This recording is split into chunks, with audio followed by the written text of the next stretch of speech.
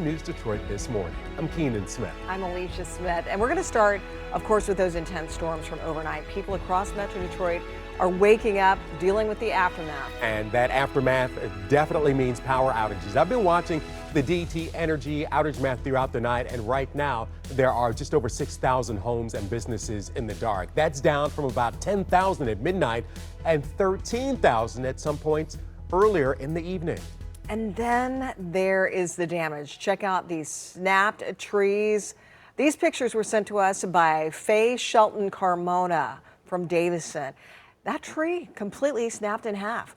And I want to show you this from Rochester Hills. The owner of Kaytee Sourdough and Sweets posted the video of a huge tree that fell right onto her neighbor's house. Well, 7 News Detroit reporter Brittany Toulis is live there now. And Brittany, you just spoke to the owner of this bakery, and you're seeing these problems firsthand. Tell us how bad the problems are.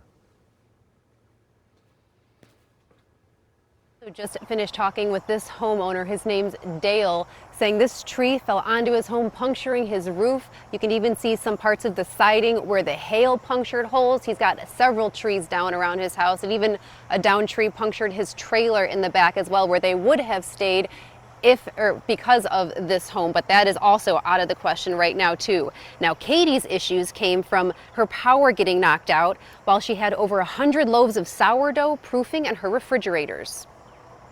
The view from Kaytee Dwyer's Rochester Hills window Tuesday night went from bright and sunny to this. And then all of a sudden, 7:30 comes around and things are whipping around. We hear ping pong balls bouncing off of our windows. The last thing we see is just this giant gust, and then the power just go out and the video stopped. A severe thunderstorm warning went out for parts of southeast Michigan Tuesday night. Kaytee and her 2 kids finding this after winds calmed. Our big faithful is now resting on poor Dale and Susan's house. Look at this. I am just beyond myself. I'm so beside myself. I can't even. The storm knocked out Kaytee's power too. She's the owner and baker of Kaytee Sourdough and Sweets, a micro bakery she runs out of her house. When her power cut, she had 160 loaves of sourdough proofing in her refrigerators. Not wanting them to go to waste, she rolled up her sleeves and got to work. Nothing that sourdough can't fix, I guess. I went to the store, grabbed some ice, and was just chucking ice in those fridges about every half hour, cooler packs, whatever I had to keep the fridges cold. Kaytee says the loaves are looking good to head to a Thursday fundraiser and weekend farmers market. And like her proofing bread, Kaytee and her community rose to the challenge. I had people messaging me, do you need my freezer? Do you need my fridge? Let me know about an oven. I know it's not your bread oven, but what can we do to help you? It was a struggle. And to be able to, I think, overcome that and show myself I can do it no matter what's going on around me. And then the fireman warning of round 2 and me just, I think it was very powerful too. So in a good way.